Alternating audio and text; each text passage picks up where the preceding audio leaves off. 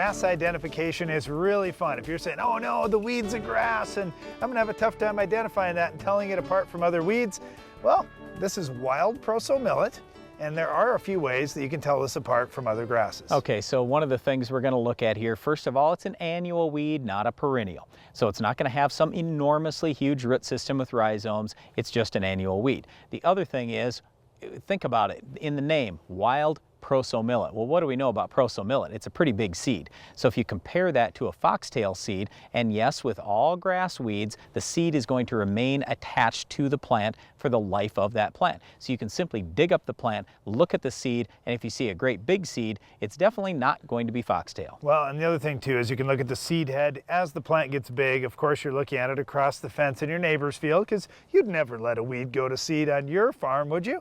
Well, anyway, if it does happen to go to seed, we're going to talk about control now. All right, in terms of control, we were just discussing Group 15s. Group 15s are not that great on wild Proso millet. That's really kind of the challenge. They are great on foxtail, so that's one of the things. If you see a bunch of grass out in your field and you used a full rate of a Group 15, the odds are slim it's foxtail. Could happen, but odds are slim, and that's where it might be wild Proso.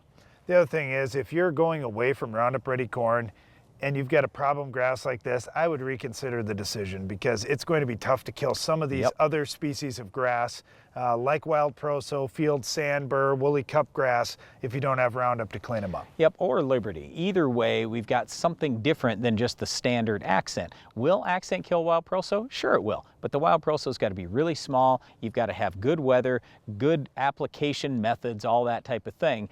It's hard to get wild Proso under control post-emerge.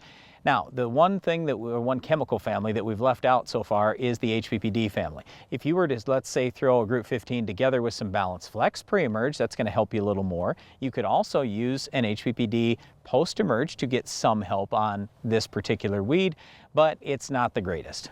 All right, let's turn to soybeans. If you use the 3 Pre program, you're going to have pretty good success. Getting one of those yellows in the mix and then throwing the other products in to give a little additional help is awesome. Post-emerge, the volunteer corn killers, if you use them at a little higher rate, you can do a great job on wild Proso millet too. Yep, when we turn to wheat, that's where we'd probably suggest going prepare, pre-emerge, and then post-emerge, we're looking at something like Axial. Usually wild Proso isn't a big problem in small grains, so we're not too terribly concerned about it. Just get a great crop canopy and that'll choke it out a little bit too. That's all the time we have for this week's Weed, but Iron Talk is coming up next.